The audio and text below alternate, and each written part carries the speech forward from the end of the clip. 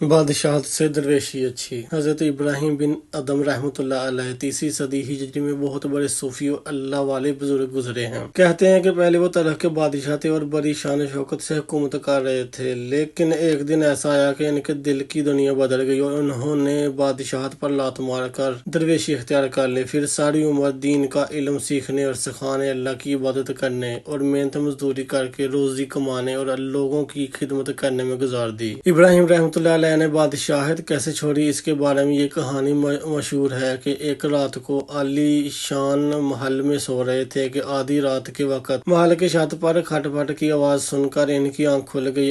ایسا معلوم ہوتا تھا کہ کوئی آدمی ان کے سونے والے کمرے کی چھت پر ٹہل رہا ہے۔ انہوں نے آواز دی، تم کون ہو اور یہاں اس وقت کیا کر رہے ہو؟ جواب میں آواز آئی، آپ کا دوست ہوں اور یہاں اپنا اونٹ تلاش کر رہا ہوں۔ ابراہیم نے کہا، ارے شاہی محل کی چھت پر اونٹ کیسے یہ ممکن ہے؟ جواب میں آواز آئی، اگر یہ ممکن نہیں تو کیسے ممکن ہے کہ ریشمی لباس پہن کر عیش و عشرت میں زندگی گزاری جائے اور امید کی جائے کہ اللہ مل جائے گا؟ معلوم نہیں یہ واقعہ خواب میں پیش آیا یا بیداری میں، لیکن حضرت ابراہیم بن ادم کے دل میں یہ خیال ضرور پیدا ہوا کہ جس ٹھاٹ باٹ سے وہ زندگی گزار رہے ہیں وہ اللہ تعالیٰ کو پسند نہیں۔ دوسرے دن جب وہ اپنے دربار میں بیٹھے تھے کہ اچانک نورانی چہرے والا ایک اجنبی آدمی بڑے دبدبے سے دربار میں داخل ہوا اور وزیروں، درباری امیروں اور شاہی ملازموں میں سے کسی کو جرأت نہ ہوئی کہ اس کو دربار میں داخل نہ ہونے دے۔ بادشاہ حضرت ابراہیم ابن ادم نے خود اس سے پوچھا، تم کون ہو اور یہاں کیوں آئے ہو؟ اس نے کہا، میں اس سرائے میں ٹھہرنا چاہتا ہوں۔ ابراہیم نے فرمایا، یہ سرائے نہیں ہے، شاہی محل اور دربار ہے۔ اجنبی نے کہا، آپ سے یہ پہلے اس محل میں کون رہتا تھا؟ حضرت ابراہیم بن ادم، میرا باپ رہتا تھا۔ اجنبی، آپ کے باپ سے پہلے کون رہتا تھا؟ ابراہیم نے فرمایا، میرا دادا۔ اس طرح کئی پشتوں تک پہنچ کر اجنبی نے پوچھا، آپ کے بعد یہاں کون رہے گا؟ ابراہیم، میری اولاد رہے گی۔ اجنبی، ذرا سوچو، جس مکان پر اتنے آدمی آئے اور گئے اور کسی کو ہمیشہ کے لیے یہاں ٹھہرنا نصیب نہ ہوا، وہ سرائے نہیں تو اور کیا ہے؟ یہ کہہ کر اجنبی آدمی فوراً دربار سے نکل گیا اور نظروں سے اوجھل ہو گیا۔ اس واقعہ سے حضرت ابراہیم بن ادم پر ایسا اثر ڈالا کہ رات انہوں نے بڑی بے چینی سے محل میں گزاری اور صبح ہوتے ہی تخت اور تاج پر لات مار کر فقیرانہ لباس پہن لیا اور شہر سے باہر نکل گئے۔ درویشی اختیار کرنے کے بعد ابراہیم بن ادم رحمۃ اللہ علیہ نے اپنی زندگی کیسے گزاری، یہ ایک لمبی کہانی ہے۔ بس یوں سمجھیے کہ انہوں نے اپنی زندگی کا ایک ایک لمحہ اللہ کی عبادت، اللہ کے سچے دین کی تبلیغ اور علم حاصل کرنے اور علم پھیلانے میں اپنی روزی محنت مزدوری کر کے کمانے، اپنی کمائی غریبوں اور حاجت مندوں پر لٹانے اور مخلوق اللہ کی خدمت کرنے میں گزار دی۔ انہوں نے کئی حج بھی پیادہ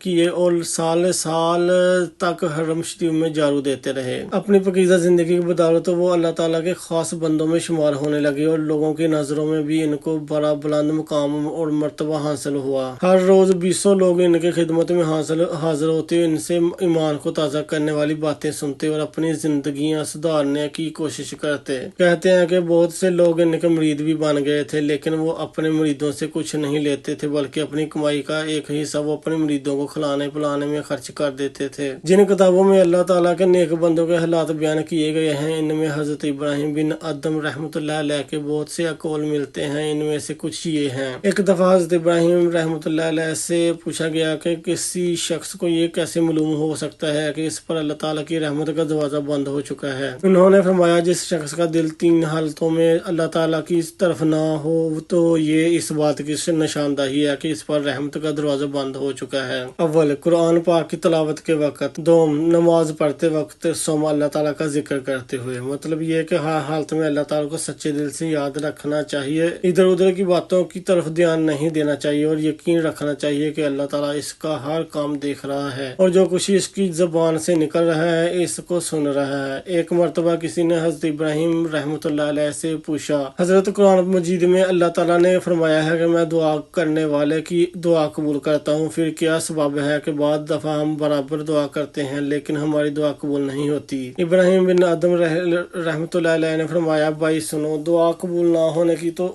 9 اسباب ہیں۔ اول، تم اللہ تعالیٰ کو جانتے ہو لیکن اس کا حق ادا نہیں کرتے، یعنی جس کاموں کے کرنے کا اس نے حکم دیا ہے وہ نہیں کرتے اور جن کاموں سے اس نے منع کیا ہے اس سے دور نہیں رہتے۔ دوسرا، رسول اللہ صلی اللہ علیہ وسلم کو پہچانتے ہو اور آپ سے محبت رکھنے کا دعویٰ بھی کرتے ہو لیکن آپ کی پیروی نہیں کرتے، یعنی آپ کے اصول طریقے کے مطابق زندگی نہیں گزارتے۔ تیسرا، قرآن مجید پڑھتے تو ہو مگر اس پر عمل نہیں کرتے۔ چوتھا، اللہ تعالیٰ کی نعمتیں کھاتے ہو مگر سچے دل سے اس کا شکر ادا نہیں کرتے۔ پانچواں، شیطان کو دشمن سمجھتے ہو مگر اس سے نہیں بھاگتے اور اس کے کہنے پر چلتے ہو۔ 6، دوسروں کے عیب ڈھونڈتے ہو اور اپنے عیبوں پر نظر نہیں ڈالتے۔ ساتواں، جانتے ہو کہ دوزخ گناہ گاروں کے لیے ہے مگر اس سے نہیں ڈرتے۔ آٹھواں، موت کو برحق سمجھتے ہو لیکن یعنی ایک دن ہر ایک نے مرنا ہے لیکن اس کا کوئی سامان نہیں کرتے، یعنی نیک کام نہیں کرتے جو موت کے بعد کام آئے۔ 9،